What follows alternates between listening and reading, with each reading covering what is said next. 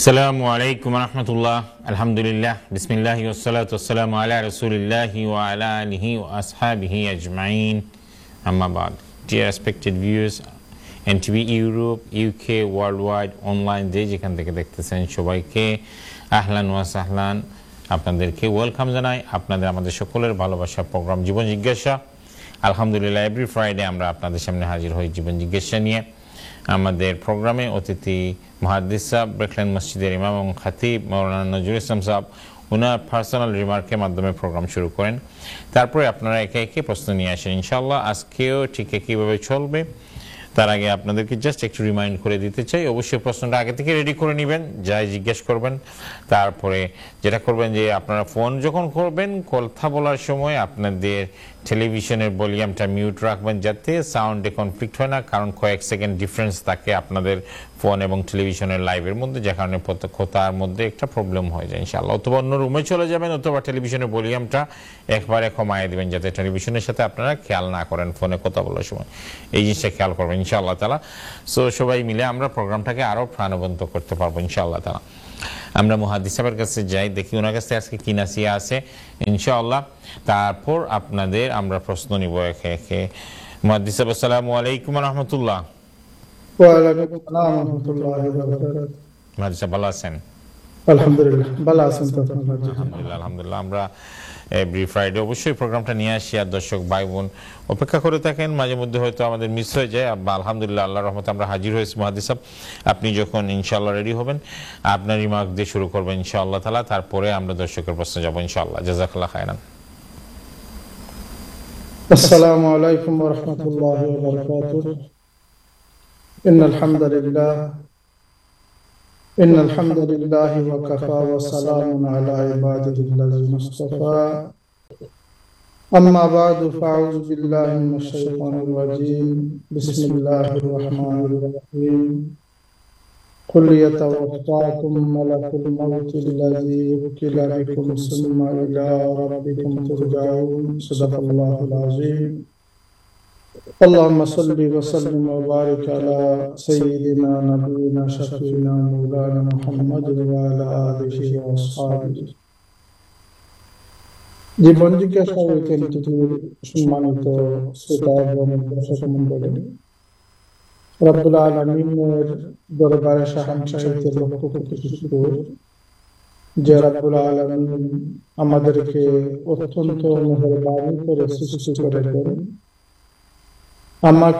আমাদেরকে সৃষ্টি করার পরে আমাদেরকে এমনিই ছেড়ে দেন না, যে দুনিয়াতে তোমরা যা ইচ্ছা করো এমনিই ছেড়ে দেন না, বরং আল্লাহ তাআলা এই দুনিয়ার জীবনে আমাদের রিজিক রুজি সবকিছুর ব্যবস্থা ওনার পক্ষ থেকে করা হয়েছে।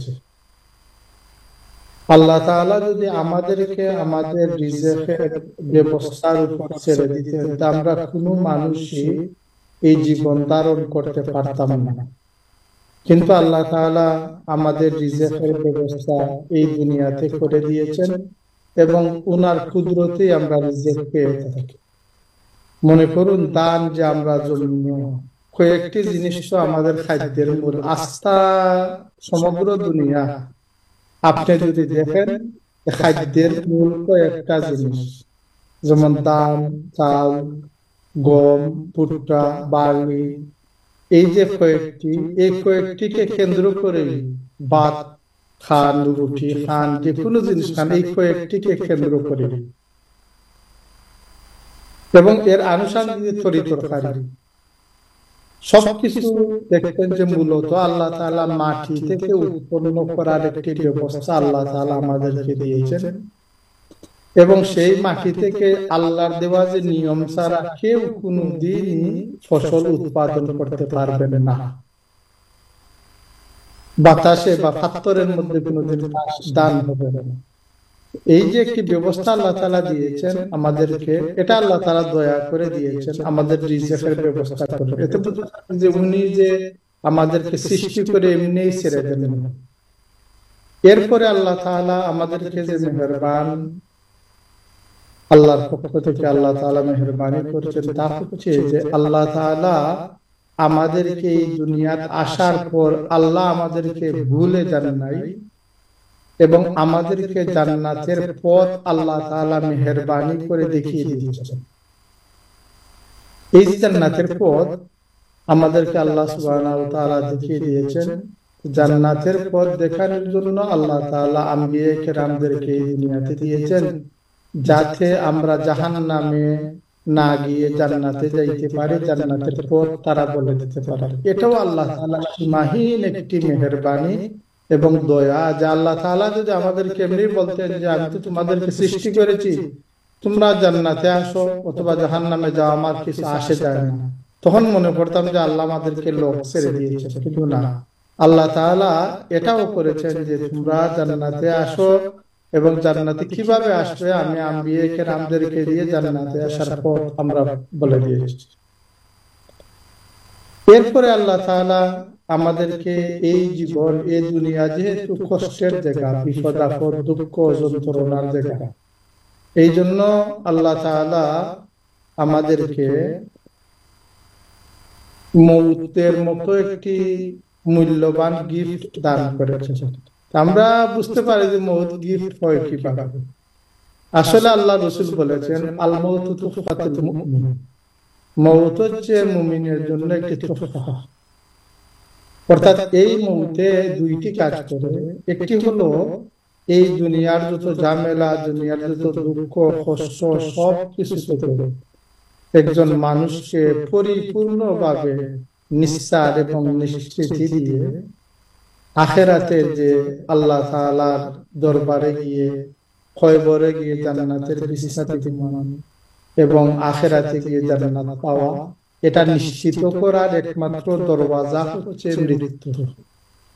আল্লাহ রাসূল এই জন্য বলেছেন, আল মাউতু তুহফাতুল মুমিন, মৌত হচ্ছে মুমিনের জন্য একটি তোহফা। আল্লাহ তাআলা এই মৌতকে তার মুমিন বান্দার জন্য এমন সুন্দরভাবে সাজিয়েছেন। মৌত অর্থ এটা নয় যে আপনার থেকে আপনার প্রাণ পাখি বাহির হয়ে গেল, অথবা আপনার শ্বাস বন্ধ হয়ে গেল, অথবা হার্ট অ্যাটাক হয়ে গেল, এটার নাম মৌত না। আমরা মৌতকে যেভাবে মনে করি, এটা মৌত না। এটা হচ্ছে আমাদের দুনিয়ার জীবনে এই রূপ হলো, এই হার্ট অ্যাটাক হলো, বা প্রাণ পাখি চলে গেছে আর এই মানুষটা লাশ হয়ে গেল, এটা হচ্ছে এই দুনিয়ার নিয়ম। কিন্তু মূলত আল্লাহ তাআলা আমাদের মৌতের মতো যে মুবারক জিনিস দিয়েছেন, মৌত হচ্ছে সেই যা আমাদের রূহ আমাদের থেকে চিরতরে বিদায় নিয়ে চলে যাবে আর আসবে না। আসলে রূহের যে এই বিদায়টা আল্লাহ তাআলা খুবই সুন্দরভাবে মুমিনের জন্য সাজিয়ে থাকেন।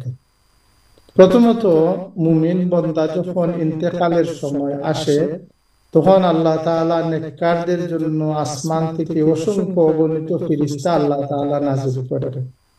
আল্লাহ তাআলা বলতেছেন, আল্লাযীনা তাতাওয়াফাহুমুল মালায়েকাতু তাইয়্যিবিনা ইয়াকুলুনা সালামুন আলাইকুম, যে সমস্ত মানুষের পাক রূহকে, অর্থাৎ তারা শিরিক থেকে পবিত্র এবং আল্লাহর নাফরমানি থেকে পবিত্র মানুষ, তাদের আত্মা যখন এই দুনিয়া থেকে তুলে নেওয়া হয়, তখন আল্লাহ তাআলা রহমতের একগুলো ফেরেশতা তার মৌতের আগে তার নিকট প্রেরণ করেন, এবং তারা সব সময় এসে আল্লাহর বান্দার চতুর্দিকে তারা বসে প্রথমেই আল্লাহর বান্দাকে সালাম দেন, ইয়াকুলুনা সালামুন আলাইকুম, তোমাদের প্রতি আমার সালাম। এরপরে বলেন, উদখুলুল জান্নাতা বিমা কুনতুম তা'মালুন, তোমার আমলের কারণে জান্নাতে প্রবেশ করো। তো জান্নাতে প্রবেশ মৌতের পরে এই যে খুশখবরি আল্লাহ তাআলা ফেরেশতারে দিয়ে দেন। এরপরে আল্লাহ তাআলা আমাদেরকে বলতেছেন যে তোমাদের যে জান কবজ করা হবে, এটা তোমরা জেনে রাখো। আল্লাহ রাসূলকে আল্লাহ বলেন, কুল ইয়াতাওয়াফাকুম মালাকুল মাউতিল্লাযী উকিলা বিকুম সুম্মা ইলা রাব্বিকুম তুরজাউন, তোমাদেরকে মউত দিবেন, তোমাদের জানকে তুলে নেবেন এই দুনিয়া থেকে মালাকুল মউত নামক সম্মানিত একজন ফেরেশতা। আমরা জানি ফেরেশতা তো আল্লাহ অসংখ্য অগণিত সৃষ্টি করেছেন, এর মাঝে সম্মানিত চারজন ফেরেশতা, জিবরাইল, মিকাইল, ইসরাফিল এবং হযরত আজরাইল, যাকে কুরআন শরীফের ভাষায় মালাকুল মউত বলা হয়। এই যে মালাকুল মউত, আল্লাহ তাআলা বলতেছেন এই সম্মানিত চারজন ফেরেশতাদের মধ্যে একজন ফেরেশতাকে আমি দায়িত্ব দিয়েছি যে তোমাদের রূহটাকে তিনি কবজ করবেন। কত মর্যাদাবান একটি মৃত্যু আল্লাহ তাআলা মুমিন বান্দাদেরকে দান করেন, যে ইনি যখন জান কবজ করবেন, আল্লাহ বলেন সুম্মা ইলা রাব্বিকুম তুরজাউন, পরে তোমরা তোমাদের আল্লাহর নিকট তোমরা রিটার্ন যাইবে। সুম্মা ইলা রাব্বিকুম তুরজাউন, অর্থাৎ আল্লাহর নিকট রিটার্ন যাবে। আল্লাহর নিকট রিটার্ন কি? আল্লাহ রাসূল বলেন যে নেককারদের জান কবজ করে মালাকুল মউত, যাকে আমরা আজরাইল আলাইহিস সালাতু ওয়াস সালাম বলে জানি, ইনি একটি বেহেশতি কাফনের ভিতরে ঢুকাইবেন এবং বেহেশতি আতর, গোলাপ সবকিছু লাগিয়ে তার রূহকে আল্লাহর নিকট নিয়ে যাইবেন এবং এই দুনিয়া থেকে জান কবজ করার পরে সুন্দরভাবে যত্ন করে তিনি নিয়ে আসমানের আল্লাহ তাআলার দরবারে নিয়ে এই রূহটাকে পৌঁছিয়ে দিতে হবে। আমাদেরকে এমনি ছেড়ে দিবেন। সুবহানাল্লাহ, কত বড় মেহেরবান আল্লাহ সুবহানাহু ওয়া তাআলা এবং কত বড় দয়া আল্লাহ তাবারাকা ওয়া তাআলার, যে আল্লাহ তাআলা তার বান্দাকে এত সম্মানের সাথে একজন সম্মানিত ফেরেশতার মাধ্যমে তার রূহকে তার বডি থেকে বের করে আল্লাহ তাআলার দরবারে নিয়ে হাজির করা হয়। এই যে একটি মহামূল্যবান একটি প্রক্রিয়া, এই প্রক্রিয়াটা তো আল্লাহ তাআলা না করলেও হতো। আমাদের প্রাণ পাখি উড়ে গিয়ে শেষে আমরা মউত করতাম। এটা হলো দুনিয়ার মানুষের কিছু হিসাব, যে প্রাণ বাহির হয়ে গেল, নিঃশ্বাস শেষ হয়ে গেল, এটা হচ্ছে দুনিয়ার মানুষের একটা স্বাভাবিক ধারণা। কিন্তু কুরআন এবং হাদিস যদি আমরা পড়ি, তাইলে দেখি যে আমাদের এই স্বাভাবিক ধারণাটা ঠিক নয়, বরং আল্লাহ তাআলা এই ফেরেশতার মাধ্যমে আমাদেরকে নিয়ে আল্লাহর দরবারে হাজির করার একটি ব্যবস্থা রেখেছেন। এতে তো বোঝা যায় যে আমাদের মউত যেটা, মুমিন বান্দারা কত সম্মানের সাথে কত শান্তিতে এই দুনিয়াতে বিদায় গ্রহণ করে। দ্বিতীয়ত হচ্ছে আল্লাহ রাসূল বলেন যে আল্লাহর সামনে যাওয়ার পর আল্লাহ তার বান্দাকে দেখে খুশি হন। আল্লাহ বান্দাকে দেখার পর আল্লাহ তাআলা নিরাপত্তা আমলনামা একটি লিখে দেন। লিখে দেওয়ার পর ফেরেশতাদেরকে বলেন, যাও আফরিশু লাহু মিনাল জান্নাহ, তোমরা আমার বান্দার কবরে জান্নাতের বিছনা বিছিয়ে দাও। ওয়াল বিসু মিনাল জান্নাহ, এবং তাকে জান্নাতের কাপড় পিন্দাও। আর তাকে বলো নাম কা নাওমাতিল আরুস, তুমি নবদুলহার মতো কিয়ামত পর্যন্ত তুমি ঘুমাইতে থাকো এবং এই ঘুম তোমার কিয়ামতের আগে আর কেউ তোমাকে কোনো ডিস্টার্ব করবে না, কেউ তোমাকে কোনো শান্তি দিবে না। তো এই হচ্ছে মৃত্যুর পরের একটি মুবারক জীবন। এই জীবনটা গঠনের জন্যই আমরা আল্লাহর গুলামি করি, নামাজ বন্দেগী, তাসবিহ তাহলিল তিলাওয়াত সব কিছু করি এবং এই জিনিসটার জন্যই আমরা আল্লাহ তাআলার দিন মানি, আল্লাহর নাফরমানি থেকে নিজেকে রক্ষা করি।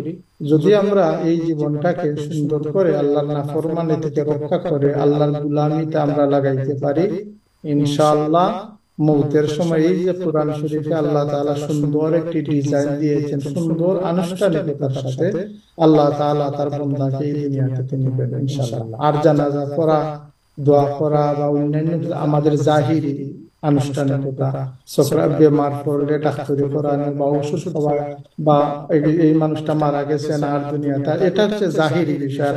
মূল যে বিষয়টা এই যে আল্লাহ তাআলা কোরআন শরীফে বলেছেন, হাদিস শরীফে যেটা বলা হয়েছে, এটাই হলো আল্লাহ তাবারাকা ওয়া তাআলা আমাদেরকে দয়া করুন এবং আল্লাহর গোলামি করার তৌফিক দান করুন এবং আল্লাহর সব ধরনের নাফরমানি থেকে বেঁচে মওত পর্যন্ত ঈমান এবং আমল নিয়ে আল্লাহর দরবারে উপস্থিত হওয়ার তৌফিক দান করুন। এতে আমাদের সুন্দর মওত, কবর সুন্দর এবং আখিরাত সুন্দর হবে ইনশাআল্লাহ। আসসালামু আলাইকুম ওয়া রাহমাতুল্লাহি ওয়া বারাকাতুহু। জাযাকাল্লাহ খায়ের মুহাদ্দিস সাহেব, জাযাকাল্লাহ খায়ের আপনার সুন্দর রিমার্কের জন্য। আলহামদুলিল্লাহ, আমাদের সাথে কলার আছেন, আমরা দেখব কি প্রশ্ন নিয়ে আসেন। কলার, আসসালামু আলাইকুম ওয়া রাহমাতুল্লাহ। আসসালামু আলাইকুম। ওয়া আলাইকুম আসসালাম ওয়া রাহমাতুল্লাহ। হ্যাঁ, মুজিবের কাছে একটা কোশ্চেন হলো আমি দেখছি আমার ওয়াইফ হজর করছি। এখন আমার দেশটাকে যাইলে আমার বোনের আমার এরা লোকে দেওয়া যাই বোনি। কিতা প্রশ্নটা কিতা আছিল আপনার? আমার ওয়াইফ হজর যাইতে আসলা। আপনার ওয়াইফ হজ যাইতা, ওকে। এখন বাংলাদেশ থেকে আমার বোনের জামাই যাইতা, এরা লোকে যাইতে আমার ভাই। আপনার বোন আর বোনের জামাই যাইবা বাংলাদেশ থাকি, এরা লোকে দেওয়া যাই বোনি। আর আপনার ওয়াইফ ওখান থেকে বাংলাদেশও যাইবা নাই নি? এখান থেকে খেয়ে লইয়া যাইবা, আপনি লইয়া যাইবা নি? জয় না, ইন্টারভিউ তো আমরা প্লেনে যাইবা। ও লন্ডন থেকে ডাইরেক্ট হজ যাইবা না বাংলাদেশ হইয়া যাইবা কইরা? বাংলাদেশ যাইবা। আচ্ছা, ওকে। অবশ্য বাংলাদেশ গভর্নমেন্ট নয় অ্যানাউন্স করছে দেখছি, বাংলাদেশ থেকে ভিসা হইলেও লন্ডন আমেরিকা থেকে সৌদি তারা এলাও হবে। আচ্ছা, একটা আরেকটা ঘটনা, একটা আমরা মানতাম নাই, আমরা শরিয়ার মাত্র আগে মুহাদ্দিস সাহেবে দেখি ইসলামিকলি আমরা কতখানি একটা যুক্ত মানে এলাও আছে কি না আছে আমরা জানি মুহাদ্দিস সাহেবের কাছ থেকে, যে আপনার বোনের জামাই থেকে যাইবা বাংলাদেশ থেকে হজ, আর আপনার বোন ওখান থেকে বাংলাদেশে গিয়ে তার লগে জয়েন হইয়া হজ যাওয়া একটা পারমিটেড নেই ইনশাআল্লাহ। দর্শক ভাই বোন হল খুবই ইন্টারেস্টিং প্রশ্ন। We have another caller on the line. Caller, আসসালামু আলাইকুম ওয়া রাহমাতুল্লাহ।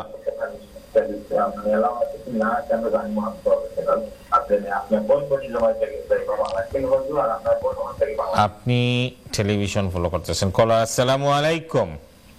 হ্যালো, আসসালামু আলাইকুম। আখলাক ভাই ভালো আছো? ওয়ালাইকুম আসসালাম ভাই, ভালো আছেন আপনি? আর আজকে কিতা জানতে চাইরা আজকে খৌকাসা ইনশাআল্লাহ। আমি স্যারকে সালাম দেই, স্যারের কথাগুলো শুনতেছিলাম, অনেক সুন্দর কথাগুলা। আমি প্রশ্ন হইল, আমি প্রায় দিন অনেক বছর ধরে আমি অনেক সময় ঘুমাইবার সময় আমি কত সময় পরেও দেখি আমরা পৃথিবী তো স্যার কত সুন্দর, আমি আরো হানি দেখি আর বাদে ঘুম চোখ মেলি যায় দেখে আমি আমার সজাগও আছি। আমার প্রশ্ন হইল স্যার, যার ইমান নাই সে কি ব্যস্ত যাইতে পারবো? আপনার ভেরি গুরুত্বপূর্ণ প্রশ্ন। আলহামদুলিল্লাহ, ফোন রাখি আপনি প্রোগ্রাম দেখো ইনশাআল্লাহ। জাযাকাল্লাহ খায়ের ভাই, বার্নির শফিক ভাই, জাযাকাল্লাহ খায়ের। নেক্সট কল, আসসালামু আলাইকুম রাহমাতুল্লাহ। জি, আমরা নেক্সট কলার নিব। শফিক ভাইয়ের প্রশ্ন আছে যার ইমান নাই তাই কিতা ব্যস্ত যাইতে পারবা নি। এর আগে হজর রিলেটেড প্রশ্ন আছে মুহাদ্দিস সাহেব ইনশাআল্লাহ। আমরা ও ভাই যে প্রশ্ন আছিল তান বোনের জামাইর লগে থানোর ওয়াইফ উন থেকে জয়েন হইতে পারবা নি হজ ইনশাআল্লাহ। জাযাকাল্লাহ। দেখেন ভাই, যেহেতু আপনার বোনের জামাই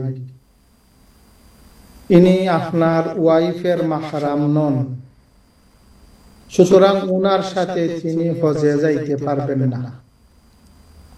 কারণ হজে যাওয়ার জন্য যে মাহরামের যে দরকার, এই মাহরাম আপনার বোনের জামাই আপনার স্ত্রীর জন্য তিনি মাহরাম নন। যেহেতু তিনি মাহরাম নন, তখন এদেশটা কি হলেও হবে না, বাংলাদেশটা কি বা যে কোনো কান থাকি উনার সাথে হজের সফর উনার জন্য জায়েজ হবে না। সুতরাং অন্য কোনো ব্যবস্থা বা উনার রিলেটিভ চাচা, মামু, ভাই, এর নিজের ছেলে, দামান, অথবা আপনি যদি পারেন নিয়ে যেতে পারেন, অথবা তিনি অপেক্ষা করতে পারেন অন্য বৎসর মাহরাম কাউকে মিললে উনার সাথে হজে যাইবেন। ধন্যবাদ। 2 নম্বর, শফিকুর রহমান ভাই প্রশ্ন হলো যে যার ইমান নাই সে কি বেহেশতে যাইতে পারবে? এই প্রশ্নের উত্তর আল্লাহ তাআলা দিয়ে কুরআন শরীফে দিয়েছেন। আল্লাহ বলেছেন, ইন্নাহু মান ইউশরিক বিল্লাহ ফাকাদ হারামাল্লাহু আলাইহিল জান্নাত। যারা আল্লাহর সাথে শরীক করে অর্থাৎ ঈমান নাই, তাদের জন্য আল্লাহ তাআলা জান্নাতকে হারাম করে রেখেছেন। সুতরাং এটা আল্লাহর নিজস্ব ব্যাপার। আল্লাহ তাআলা কোন মানুষ যদি তার ঈমান না থাকে তাহলে সে জান্নাতে যাইতে পারবে না। এটা আল্লাহ তাআলার চিরস্থায়ী সিদ্ধান্ত। ঈমান থাকলে অন্যান্য গুনাহ আল্লাহ বহুত বান্দাকে মাফ করেন, যেহেতু তিনি গফুরুর রহিম। তওবা করলেও মাফ করেন, যেহেতু তিনি তওবা কবুল করেন। কিন্তু ঈমান ছাড়া বেহেশতে যাওয়ার কোনো সুযোগ নেই। ধন্যবাদ। জাযাকাল্লাহ খায়ের মুহাদ্দিস সাহেব, 2টা গুরুত্বপূর্ণ প্রশ্ন আনসার করেছেন। ইনশাআল্লাহ আমরা কোনো কলার থাকলে নিব ইনশাআল্লাহ তাআলা। জি খোলা নাই। আচ্ছা মুহাদ্দিস ওটার সাথে সম্পর্ক প্রশ্নতে যাই অবশ্যই। এই যে আমার ভাইয়ের প্রশ্ন ছিল হজের ব্যাপারে মাহরাম সাথে নেওয়া, এটা কি এটা তো কি শুধু হজের ব্যাপারে অ্যাপ্লিকেবল না, এটা যে কোনো সফরের জন্য অ্যাপ্লিকেবল? একটু সংক্ষিপ্ত সময়ের মধ্যে এটা বলে দিবেন, আমরা যেহেতু ব্রেকে যাব ইনশাআল্লাহ।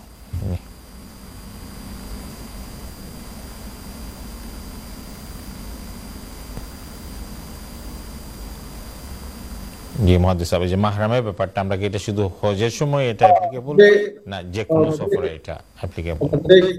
ওকে ঠিক আছে। মাহরাম দেখেন, প্রথমত মাহরামের মাসালা হইল যে কোন সফরই মাহরাম ছাড়া আল্লাহ রাসূল নিষেধ করেছেন যে একজন মহিলা যেন তার সাথে কোনো মাহরাম না থাকলে সফর না করে।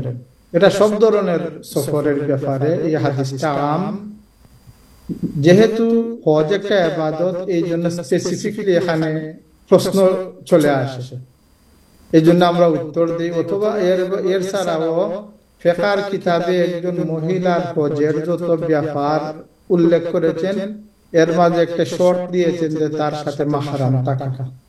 অন্যান্য সফরের ব্যাপারে তো আমভাবে হুকুম জারি আছে, সব সফরে এটা জরুরি। কিন্তু হজের ব্যাপারে যদি মাসলা মাসাইলের সাথে এটাও আসে যে উনার সফরের নিরাপত্তা এবং হজ হওয়ার জন্য উনার সাথে একজন মাহরাম সাথী থাকা, এটা আল্লাহ তাআলার দেওয়া একটা বিধান এবং আল্লাহ রাসূলের হাদিস হলো আমভাবে সব সফরের। জাযাকাল্লাহ খায়র। 1 মিনিট বিফোর উই ব্রেক মুহাদ্দিস সাহেব, আমি আর একটা এডিশনাল প্রশ্ন করতে চাই। এটা কি আমাদের সকল মাযহাবে এটা না, শুধু আমাদের আমরা যারা হানাফি মাযহাব ফলো করি উনারাই এটা ফলো করি? এই জিনিসটা একটু ক্লিয়ার করবেন ইনশাআল্লাহ। এখানে আসলে হানাফি বা অন্য কোনো মাযহাব বলতে কিছু না। এখানে একটি হাদিসের উপর ভিত্তি করে কিছু আইম্মায়ে কেরাম তারা বলে যে নিরাপত্তা, আল্লাহ রাসূল বলেছেন যে আগামীতে এমন একটি সময় আসবে যখন ইয়েমেনের হাদরামাউত থেকে মক্কা পর্যন্ত মানুষ ভ্রমণ করবে। একজন মহিলাও যদি একা একা ভ্রমণ করে, আল্লাহ ছাড়া আর কাউকে ডরানোর কোনো কেদা থাকবে না। এটা হচ্ছে নিরাপত্তা। এই হাদিসকে ভিত্তি করে কিছু কিছু উলামায়ে কেরাম, কেবল শাফিঈ নয়, হানাফিদের মধ্যেও কিছু উলামায়ে কেরাম বক্তব্য আছে যে 100% নিশ্চিত নিরাপত্তা যদি থাকে। এই হাদিসটা কিন্তু মাসালার ক্ষেত্রে নয়, এটা হচ্ছে স্বাভাবিক আল্লাহর দ্বীন এই দুনিয়াতে কায়েম হবে, এই জন্য মানুষ নিরাপত্তা লাভ করবে। আর বর্তমানে আমরা সমাজকে অত সুন্দর সমাজ মনে করি না। জাযাকাল্লাহ খায়র মুহাদ্দিস সাহেব, বিরতিতে আমাদের যেতে হবে ইনশাআল্লাহ। দর্শক ভাই বোন, আমরা আরো শুনবো বিরতিতে কেসি মুহাদ্দিস সাহেবের কাছ থেকে। ততক্ষণ পর্যন্ত রেসপেক্টেড ভিউয়ার্স, আমরা আবার আপনাদের সামনে ফিরে আসলাম জীবন জিজ্ঞাসা নিয়ে। আপনারা প্রশ্ন রাখতে পারেন অবশ্যই, মুহাদ্দিস সাহেব প্রশ্নগুলো আনসার করবেন। আলহামদুলিল্লাহ বিরতি আগে কিন্তু দুইজন প্রশ্ন নিয়ে আসছেন, আপনারা খুব গুরুত্বপূর্ণ কিছু প্রশ্ন ছিল। আমরা লাস্ট প্রশ্নটা বা লাস্ট সম্পর্ক প্রশ্ন যেটা মুহাদ্দিস সাহেবকে একটু হ্রাস করতে হয়েছে ব্রেকের জন্য, আমি আবার ওনার কাছে যাব। যদি কোনো কিছু এখান থেকে বাকি থাকে বা আপনারা যদি কোনো কিছু শোনার বাকি থাকে সেটা ক্লিয়ার হওয়ার জন্য ইনশাআল্লাহ মুহাদ্দিস আমরা লাস্ট উত্তরটা দিকে যাব ইনশাআল্লাহ, যদি আপনি সেটা শেষ করতে চান। আমাদের একটু হ্রাস করতে হয়েছিল। জাযাকাল্লাহ খায়র। ধন্যবাদ। আমরা এই যে একটি হাদিসে আল্লাহ রাসূল বলেছিলেন যে আগামীতে এই দুনিয়াতে ইসলাম কায়েম হবে, তখন হাদরামাউত থেকে মক্কা পর্যন্ত একজন মহিলা একাকী তিনি চলবেন, আল্লাহ ছাড়া আর কাউকে ভয় করার প্রয়োজন হবে না। এর অর্থ হচ্ছে যে সামাজিক নিরাপত্তা, ইসলামের সুন্দর শাসন এবং আল্লাহর বান্দারা এইভাবে সুন্দর মুত্তাকি করে থাকে যে একজন মহিলা যদিও একাকী তার দিনে রাইতে চলাফেরা করে, তাকে কেউ উত্তক্ত করবে না, কোনো টাকা চুরি ডাকাতি হবে না, অথবা পথে কোনো অসুবিধা হবে না। এটা হচ্ছে ইসলামী রাষ্ট্রের বা সমাজ যখন সুন্দর হয়, ভালো থাকে এবং ইসলাম যদি প্রত্যেকটি মানুষ ঘরে বাইরে মেনে চলে, সামাজিক নিরাপত্তার একটি সুন্দর চিত্র আল্লাহর রাসূল বলে গেছেন। আলহামদুলিল্লাহ এক সময় ছিল যখন মুসলমানেরা এই দুনিয়াকে আল্লাহর দ্বীনের ভিত্তিতে শাসন করেছেন, মুসলমানেরা মুত্তাকি পরেজগার ছিলেন, তখন এই ধরনের নিরাপত্তা ছিল। এর অর্থ এটা নয় যে মহিলাই একা একা চলতে পারবেন, এটা হচ্ছে নিরাপত্তার সৌন্দর্যতা এবং ইসলাম পালনের যে সৌন্দর্যতা আল্লাহ রাসূল বলেছেন। এই হাদিসে ভিত্তি করেও ইমাম শাফিঈ রাহমাতুল্লাহ আলাইহি সহ আমাদের হানাফি উলামায়ে কেরামের মধ্যে কিছু কিছু অভিমত আছে যে যদি দেখা যায় রাস্তাঘাট নিরাপত্তা তো পুরুষ মহিলা সবার জন্যই জরুরি, হজের জন্য। যদি যুদ্ধ বিগ্রহ থাকে তাহলে তো পুরুষের জন্য হজ করা জরুরি নয়, এই বছর তিনি স্টপ রাখতে পারেন। মহিলাদের জন্য যে নিরাপত্তা দুইটি বিষয়, একটা হচ্ছে স্বাভাবিক নিরাপত্তা যেটা পুরুষ মহিলা সবার জন্য জরুরি, আর মহিলা হিসাবে একজন মাহরাম যদি না থাকেন তাহলে তার দ্বীন, ইজ্জত, সামাজিক বহু কিছু আছে যেটা রক্ষা করা সম্ভব হয় না। এই জন্য আল্লাহ রাসূল সেই যে বলেছেন হাদিস যে একজন মহিলা যেন তার মাহরাম সাথে না নিয়ে সফর না করে।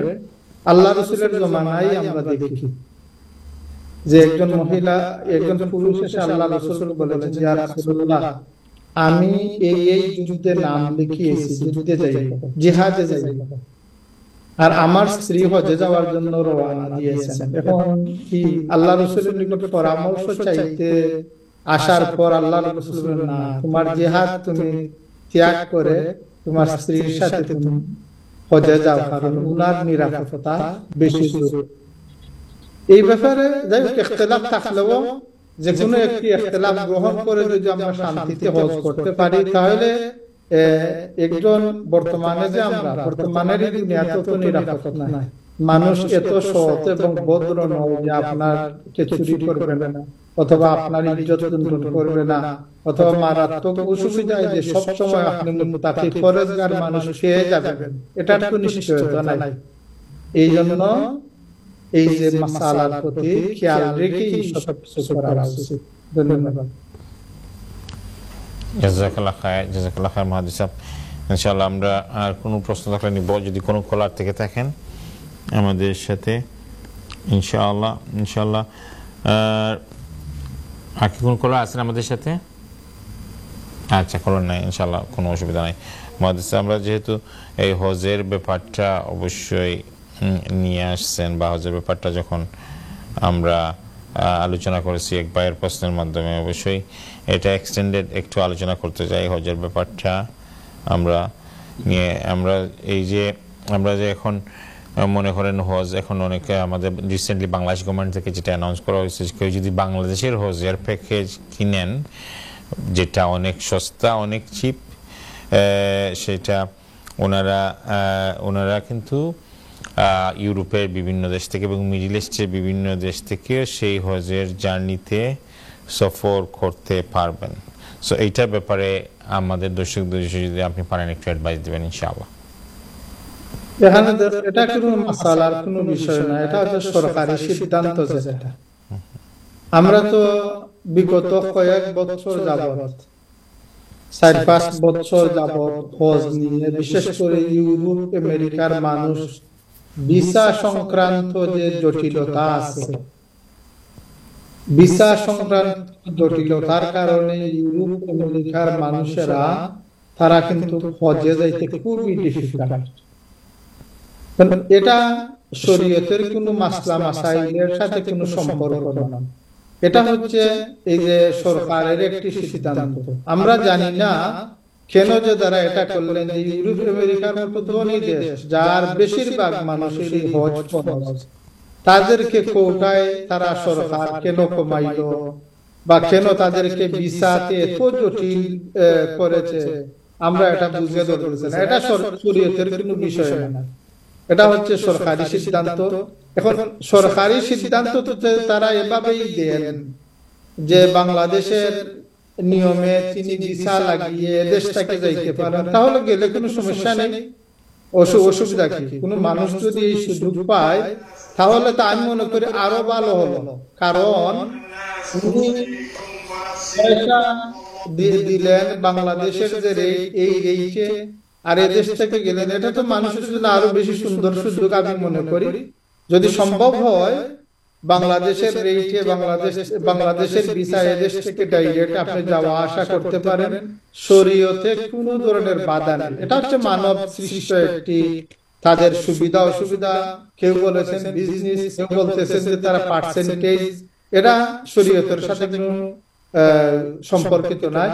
হ্যাঁ, তিনি নিয়ম মতো হজ আদায় করতে দুনিয়ার যে কোনো স্থান থেকে ভিসা যদি পান, যাওয়ার সুযোগ থাকে, তাহলে উনার উপর হজ ফরজ, এবং এই সুযোগে যদি তিনি হজ আদায় করেন তাইলে হজ আদায় হয়ে যাবে ইনশাআল্লাহ।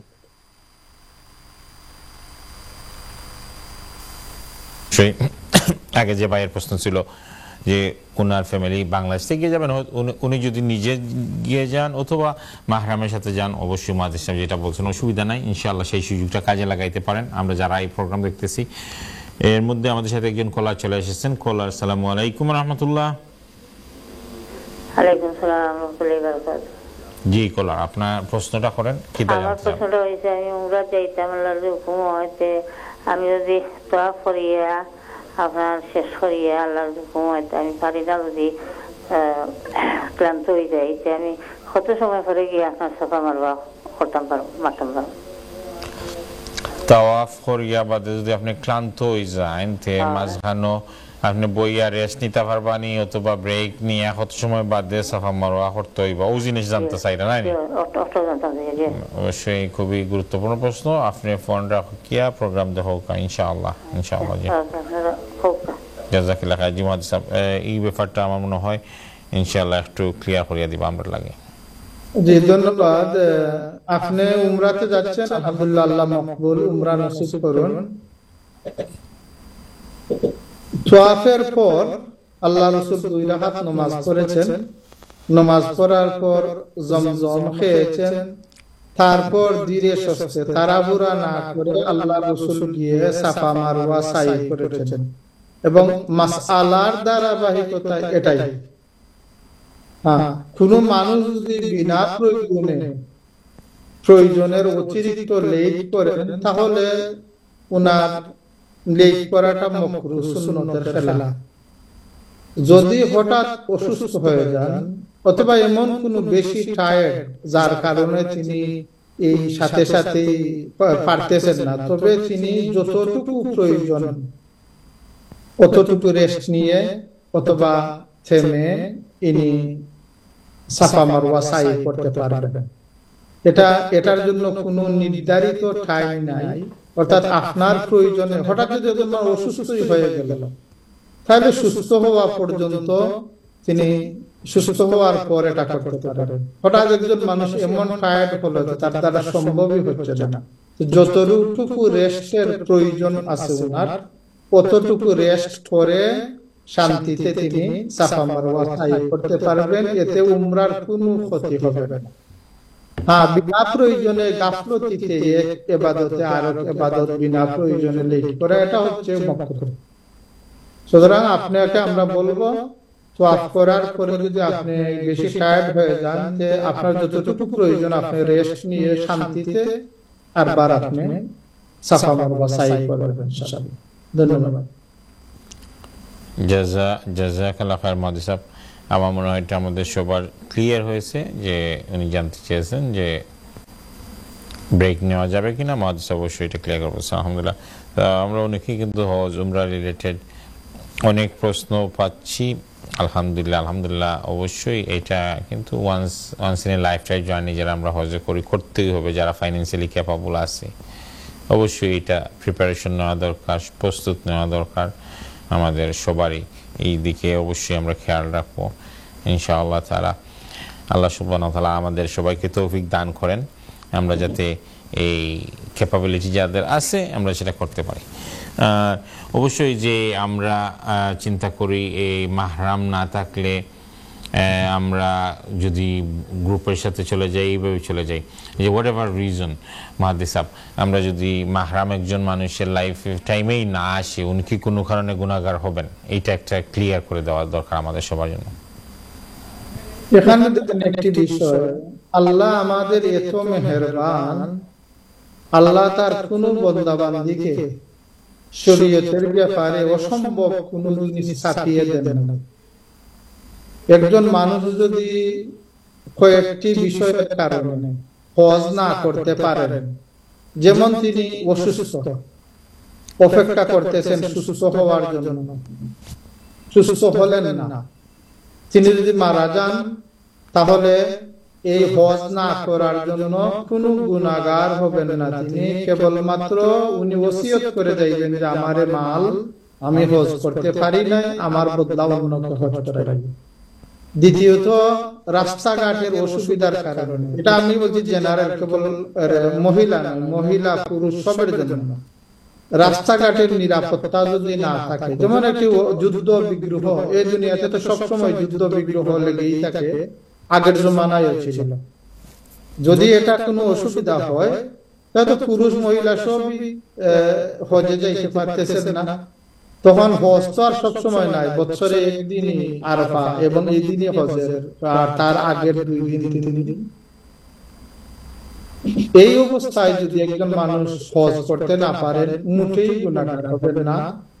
উনার সম্পদ থেকে ওসিয়ত করে যাবেন যে আমার হজটা যেন আমার বদলি করা হয়।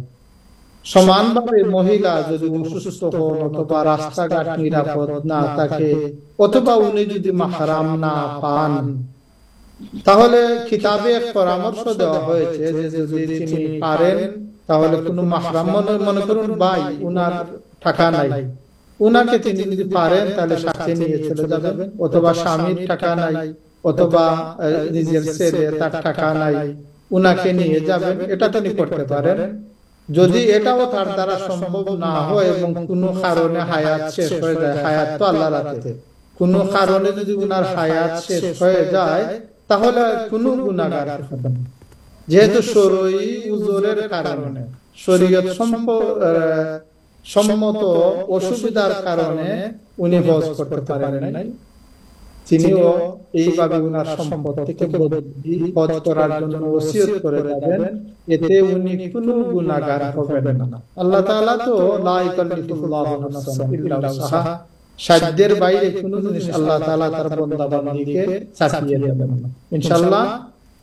এই ধরনের যে কোনো, এবং আরেকটি হাদিস শরীফে আছে যে সুলতানুন জাইর, মনে করুন প্রশাসন এমন ভাবে তার কিছু আইন কানুন করলো যে আইন কানুনের কারণে সে তার হজে যাইতে পারতেছে না, যেমন রাস্তাঘাট বন্ধ করে দিচ্ছে, ভিসা দিচ্ছে না, এই ধরনের সমস্যাও কিন্তু সুলতানুন জাইরুনের সংজ্ঞার ভিতরে পড়ে। এই যে বর্তমানে কিছু মানুষ, আমি জানি 4-5 বছর ধরে বহুত মানুষ পয়সা হাতে নিয়ে ভিসার জটিলতার কারণে হজ করতে পারতেছে না। ইনশাআল্লাহ যদি ইতিমধ্যে আল্লাহর কোনো বান্দা অথবা বান্দির হায়াত শেষ হয়ে যায়, তাহলে হজ না করার জন্য উনি কোনো গুনাহগার হবেন না। সম্পদ থেকে তিনি ওসিয়ত করে যাবেন যে আমার হজটা যেন অন্য কারো দ্বারা বদলি আদায় করা হয়। এতটুকুই আল্লাহ তাআলা তার বান্দা বান্দীকে চান। জাযাকাল্লাহু খায়র মুহাদ্দিস সাহেব। আমরা দেখবো আমাদের সাথে কে আছেন প্রশ্ন নিয়ে। কলার, আসসালামু আলাইকুম ওয়া রাহমাতুল্লাহ। কলার, আসসালামু আলাইকুম। আসসালামু আলাইকুম ওয়া রাহমাতুল্লাহি ওয়া বারাকাতুহু। ওয়া আলাইকুম আসসালাম ওয়া রাহমাতুল্লাহ। আমার 2টা প্রশ্ন। আমারে আমি এখন থেকে পয়সা খেয়ে যদি ঋণ করে, মনে করো গ্রাফওয়েলা দিতে পারছে না, 10-20 বছর গেছে, কে 20,000 আনছে, এখন 10 বছর বাদে ও পয়সা দিত নি না, ডিমান্ড করে রাখো, ও পয়সাটা কি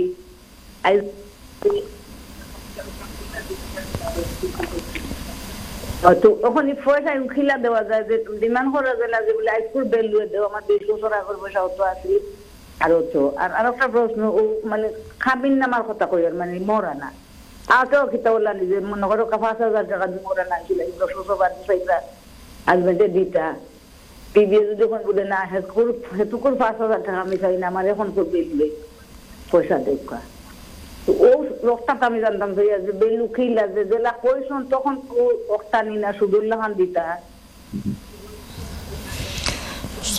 আপনার প্রশ্ন অবশ্যই বোঝা গেছে। আমার বোনে যে প্রশ্ন করছেন, কেউ যদি ঋণ নেন আর অনেক দিন গেছে কি যার গেছে যে ঋণ ফাইতা তান করে না, আমি বুঝছি আপনার যে আমার এত আগর ভ্যালু হিসাবে দিলে হইতো না। একটা আমরা ইন্টারন্যাশনাল একটা টার্মস হয় ইনফ্লেশনে পয়সার ভ্যালু কমে যায়।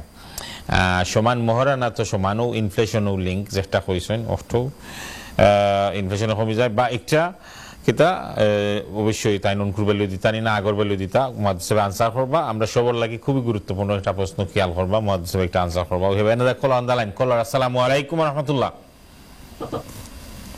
কলার আসসালামু আলাইকুম ওয়া রাহমাতুল্লাহ। কলার ড্রপ হইছেন, আবার ফোন করবা, ফোন লই আইবা। আগর বইন আমার গুরুত্বপূর্ণ প্রশ্ন আমরা যাইগি। মুহাদ্দিস সাহেব আমি এই জিনিসটা চাই ক্লিয়ার হইতে আমরা দর্শক ভাই বোন হল ইনশাআল্লাহ মহারানা হোক আর ঋণ হোক যে কোনো ক্ষেত্রে 20 বছর বাদে সমান ভ্যালু দেওয়া হইতো নিনা যে একটা চাইবা যে ফাওয়ার না দাঁড়ে এখন যদি মার্কেট ভ্যালু দাও কি তা হইতো একটু ইনশাআল্লাহ আনসার হরক বিসমিল্লাহ। জি ধন্যবাদ। এখানে মুহাদ্দিস সাহেব একটু কষ্ট দিলাই মু আপনারে যে ভাই গসলা আবার কল লই আইছেন তার কলটা লইলাই আমরা। আসসালামু আলাইকুম। ওয়া আলাইকুম আসসালাম। ওয়া আলাইকুম আসসালাম। আমার একটা কথা আমার হুজুরকে জিগাইবা প্লিজ। জি আপনার কথা শুনলাম মুহাদ্দিস সাহেব খোকা।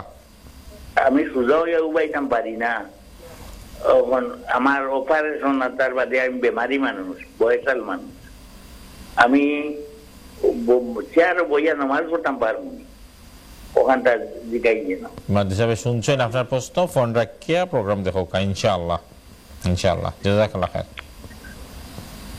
জি মুহাদ্দিস সাহেব আমরা আনসার ওদিকে। জি ধন্যবাদ। প্রথমে আমরা যে বিষয়টা ঋণ বা পাওনা যে বিষয় এই বিষয়টার আমরা আলোচনা করি। ঋণ যদি কাউকে কেউ দেয় তাহলে যা দিল তাই নিতে হবে, এর 1 টাকাও অতিরিক্ত নিতে পারবে না, নিলেই সুদ হয়ে যাবে যদি এই ঋণটা টাকা হয়। এখানে ভালোভাবে মনে রাখবেন প্রত্যেকটা জিনিসের জাতীয় কোন জিনিস অতিরিক্ত নেবে সাথে সাথে সুদ হয়ে যায়। যদি একজন মানুষ ভিন্ন জিনিস নেয়, আমাদের দেশে বা আমরা যে ঋণ নেওয়া দেওয়া করি এটা কিন্তু বর্তমানে ঋণের যে নিয়ম এই নিয়মের ভিতরে পড়ে না। যে ঋণ দিলাম কখন দিবেন কখন না এটার কোনো কিছু নির্ধারিত থাকে না। এটা কিন্তু শরীয়তের উল্টা একটি কাজ আমরা করি। কারণ কুরআন শরীফে আল্লাহ তাআলা সবচাইতে বড় যে আয়াত কুরআন শরীফের, এই আয়াতের নাম হলো আয়াতুদ দাইন, ঋণের আয়াত যেটা অত ক্লিয়ার করে আল্লাহ তাআলা বলে রাখছেন ঋণ কোনোদিন মাফ হয় না এবং ঋণে সুদ হতে পারে, নাফরমানিতে জড়িত হতে পারে। এই জন্য আল্লাহ ক্লিয়ার করে এটা বলেছেন। তখন আপনি যদি এইভাবেই রেখে দেন যে দিলাম তুমি যেদিন ইচ্ছা দিলে দিল না, এটা তো নিয়মে পারা কাজ। ঋণের জন্য নির্ধারিত সময় থাকবে যে এতদিন পর আমার টাকাটা তুমি রিটার্ন দিয়ে দিবে, এটা লিখিত থাকা জরুরি। যাই হোক, যদি আপনি সে চায় যে তুমি যেদিন ইচ্ছা দিও, এটা তো আপনার ইচ্ছাকৃত ভাবে আপনি উনাকে দিয়েছেন যে যা যতদিন পর তোমার ইচ্ছা দিবে। সুতরাং বেশি দিন চলে গেছে অথবা 10 বছর চলে গেছে, এই ধরনের কোন যুক্তি উত্থাপন করে 1 টাকাও অতিরিক্ত আনতে পারবেন না, আনলেই সুদ হয়ে যাবে। সমান মোহরের বিষয় আপনি 1 টাকাও অতিরিক্ত দাবি করতে পারবেন না। এখন আসি আরেক জায়গায়। মানুষ একজনের নিকট থেকে বিভিন্ন ধরনের জিনিস নিয়ে লেনদেন থাকে। যেমন আমরা একটি উদাহরণ তো বলি যে মোহরের বিষয়, আমাদের বাংলাদেশে বা এদেশে হোক, আগে মানুষের মোহরের যে টাকাগুলা নগদ দিতে, মানুষের নগদ টাকা হাতে ছিল না, তখন 1 কেয়ার জায়গা দিল অথবা যতটুকু জায়গা দিল। এখন যদি স্বামী ব্যক্তি অথবা যে কোনো আত্মীয় স্বজন যদি মনে করেন যে এই জায়গাটা আমরা নিয়ে নিব, তোমাকে মোহরের সেই সময় যে 1 কেয়ার জায়গার দাম 5,000 ছিল, এই 5,000 টাকা দিতে হবে। তখন যেহেতু মোহর যেটা আদায় করা হয়েছে এটার মালিকানা হচ্ছে যাকে মোহর দেওয়া হলো তার, এখন যদি এই জায়গা স্বামী নিতে চান অথবা অন্য কেউ নিতে চায়, তাহলে বর্তমান যে মূল্য, বাজার মূল্য যেটা, এটা দিতে হবে। দ্বিতীয়ত, ঋণের ক্ষেত্রেও আমরা অনেক সময় আমরা দেখি যে একজন মানুষ মনে করল সে দান নিল অথবা তার কিছু স্বর্ণ নিল, এখন যদি সে পরে দান না দিয়ে মনে করে যে আমি মূল্য দিব, তাহলে বর্তমান বাজার মূল্য দিতে হবে। কিন্তু কোনো অবস্থাতেই উনি তার টাকা, ঋণ হোক অথবা মোহর হোক, 1 টাকাও অতিরিক্ত নিতে পারবেন না, নিলে সুদ হয়ে যাবে। ধন্যবাদ। জাযাকাল্লাহ খায়ের মুহাদ্দিস সাহেব, খুবই সুন্দর ভাবে যুক্তি দিয়েছেন, বুঝিয়ে দিয়েছেন আমাদের। অবশ্যই যেটা বলছেন জায়গার ব্যাপারে, আমার তো মনে হয় মুহাদ্দিস সাহেব, মানুষ যদি সেটা জায়গা বা করে ঠিক আছে, পয়সা না করে যদি মানুষ বলে আচ্ছা সোনাটা মোহর নেই, তাহলে সোনার দাম তো এভরি ইয়ার বাড়তেই থাকে, লস হবে না মানুষের। এটা তো যদি সোনা যদি মোহর হিসাবে দেন, তাহলে এই সোনা যখন যে মূল্য অতটুকু তার মোহর। আর আসলে মোহরটা তো উপস্থিতি আদায় করার বিষয়, অত লেট করার কোনো বিষয় না। যেহেতু আমরা চাই যে সবাই বিয়ে শাদী করুক, অনেকেই সহজ করে দেন, আচ্ছা বলেন বাদে দেও, বা অর্গানাইজ করে ফ্যামিলি গুলো একটু বাকি করে দিয়ে দেন বিয়ে শাদীটা। এটা বাকি করে দিলে যদি ক্যাশ টাকা হয়, তাহলে 1 টাকাও বলুন ধরতে পারবেন না। আর যদি কোনো বস্তু হয়, তাহলে বস্তুর বাজার মূল্য টাকা। জাযাকাল্লাহ খায়ের, জাযাকাল্লাহ খায়ের। দর্শক ভাই বোন, we have to go for a short break. ইনশাআল্লাহ তাআলা আবার দেখা হবে বিরতির পর। রেসপেক্টিভ ভিউয়ার্স, আমরা আবার আপনাদের সামনে ফিরে আসলাম জীবন জিজ্ঞাসা নিয়ে। আলহামদুলিল্লাহ দর্শক ভাই বোন, আমরা কিন্তু মাগরিবের আজানের সাথে সাথে আমাদের প্রোগ্রাম আজকে শেষ করব। আপনারা যদি কোনো প্রশ্ন নিয়ে আসেন, অবশ্যই ওয়েলকাম। যেহেতু কয়েক মিনিট আছে মাগরিবের আগে, আমি মুহাদ্দিস সাহেবকে রিকোয়েস্ট করব আজান পর্যন্ত আমরা আমাদের প্রোগ্রামটা রিক্যাপ করি, যদি এর মাধ্যমে আমরা কোনো বেনিফিটেড হই ইনশাআল্লাহ তাআলা। জি, বিসমিল্লাহ। আমাদের এর পূর্বে আমাদের এক ভাই প্রশ্ন ছিল যে উনি অসুস্থ, তিনি সুদা হয়ে ঘুমাইতে পারেন না অথবা বসতে পারেন না, যে কোনো ভাবেও তিনি বয়স্ক মানুষ, চেয়ারে বসে নামাজ পড়তে পারবেন কি না? দেখেন জনাব, অসুস্থতার কারণে যত কনসিডার লাগে সবকিছু আমাদের শরীয়তে আছে। এটা হলো আপনি 100% যে যদি একজন মানুষ অসুস্থ হয়, তাহলে অসুস্থতার কারণে যত ধরনের কনসিডার লাগে নামাজে তিনি নিতে পারেন। এমনকি শুয়েও, বিছানায় শুয়েও নামাজ আদায় করার বিধান আছে। তবে হ্যাঁ, এখানে একটি বিষয় হলো যে আপনি কতটুকু অসুবিধা, যেমন ধরেন আপনি অসুবিধাতে আছেন, দাঁড়াইতে পারেন না, শরীর মাথা ঘুরায় অথবা আপনার শরীর দুর্বল, এখন বসবেন যে চেয়ারে বসতে হবে না, আপনি মাটিতে বসে নমাজের সুরতে বসে আপনি নামাজটা করবেন। বর্তমানে আমরা হয়েছে কি যে বসা মানেও আমরা বানিয়ে ফেলেছি যে চেয়ারে বসবো, এটা কিন্তু শরীয়তের বিধান না। বসা মানে চেয়ারে বসা না। এখন যদি দেখা যায় যে আপনার শরীর সবকিছু ঠিক আছে, পায়ের এমন অসুবিধা যে অসুবিধার কারণে আপনি আপনার রুকুতে অথবা সজদার সময়ে পাও বেন্ড করতে অসুবিধা হয়, তখনও চেয়ারে বসার কোনো হুকুম নাই। এই অবস্থায় আপনি পাওকে যে কোনো ভাবে, আমাদের দেশে পরে 4 জানো অথবা আসন ফিরিয়ে বসে আপনি নামাজ আদায় করতে পারবেন, এখানে চেয়ারের কোনো দরকার নেই। এরপরে যদি দেখা যায় যে পাওকে এমন ভাবে অসুবিধা আপনার, বা পাও বা কোমরে এমন অসুবিধা যে সেইভাবেও বসতে আপনি অক্ষম, তখন আমাদের দেশে চেয়ার অথবা চৌকি বা উষা বালিশ, আগে সাহাবায়ে কেরাম তারা বালিশ ব্যবহার করতেন, যে কোনো একটি উষা জিনিসের উপর বসে নামাজ আদায় করা। মনে রাখবেন, আপনার অসুস্থ হলে বসা মানেই চেয়ারে বসা নয়, যেটা আমরা এদেশে এখন বানিয়ে ফেলেছি, বা প্রায় হেরেম শরীফেও গেলে দেখা যায় এখন বসা মানেই চেয়ারে বসে নামাজ।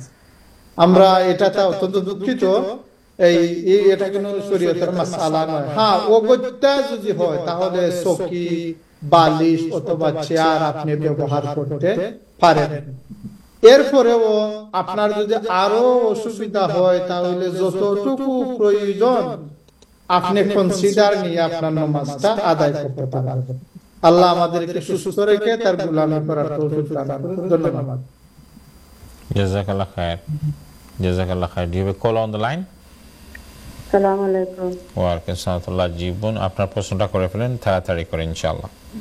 দুইটা প্রশ্ন আমার, আপনারা দোয়া করবা, আল্লাহকে আমরাও দোয়া করি আপনারা লাগে আল্লাহ নেকায়াতিটা। আমার ধরেন শরীরটা অসুস্থ, দুইটা একটা অপারেশন ছোট মতো হয়েছে গতকালকে, আপনারা দোয়া করবা, দোয়ার লাগে আমি ফোন করেছি আপনারা গেছে। আর আমি ওটার লাগে নামাজটা কিলা করতাম, আর দোয়াটা কিতা করলে আল্লাহ আমারে। আর শুক্রবারের দিন আমরা খালি জুনাবি সবসময় ওটা তা পরে ঠিক আছে নি, সাল্লাল্লাহু আলাইহি সাল্লাম সবসময় ওটা তা পরে ঠিক আছে নি, আমার দোয়া করলাম আমাদের খাস করে। সালামু আলাইকুম। জাযাকাল্লাহ খায়ের।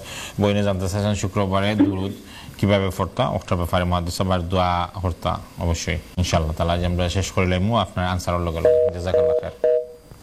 এখানে দেখুন দুরুদ শরীফটা দুরুদের যে কোনো একটি শব্দ দিলেই দুরুদ আদায় হয়ে যায়।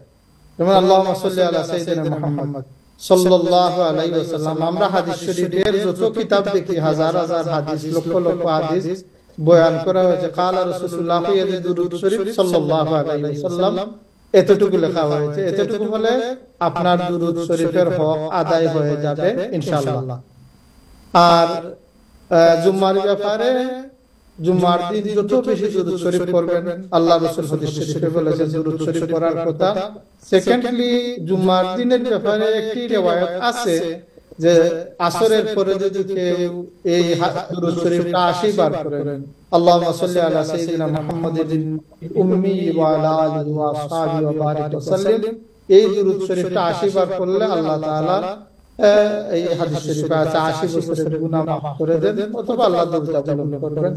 কিন্তু যে কোনো দুরূদ শরীফ পড়লে দুরূদ শরীফের হক আদায় হয়ে যায় ইনশাআল্লাহ।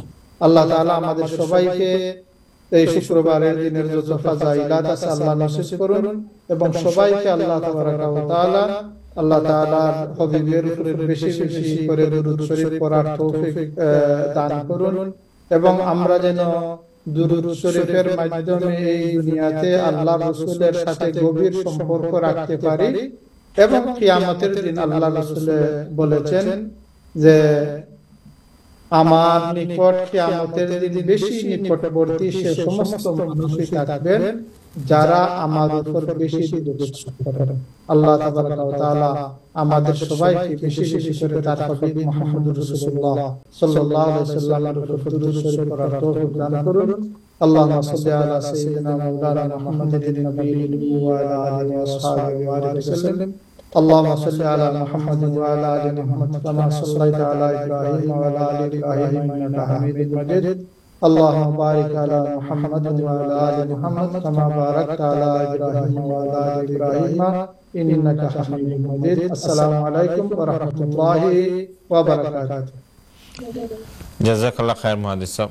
মাশাআল্লাহ, এই বোনের প্রশ্নের মাধ্যমে অবশ্যই আমাদের সবার একটা রিমাইন্ডার আসলো যে শুক্রবারটা আমরা কিভাবে ইউটিলাইজ করতে পারি এবং অন্য দিন তো আমরা দুরূদ করি, শুক্রবারে আরো বেশি বেশি করে দুরূদ পড়বো ইনশাআল্লাহ তাআলা। আমাদেরকে আল্লাহ সুবহানাহু ওয়া তাআলা তৌফিক দান করেন। এই একটা ইবাদত আছে, ওযু না করে কিন্তু দুরূদ করতে পারেন সর্ব অবস্থায় ইনশাআল্লাহ তাআলা। সো অবশ্যই খেয়াল করবেন। আবার দেখা হবে আগামী শুক্রবার আপনাদের সাথে। ততক্ষণ পর্যন্ত আসসালামু আলাইকুম ওয়া রাহমাতুল্লাহ।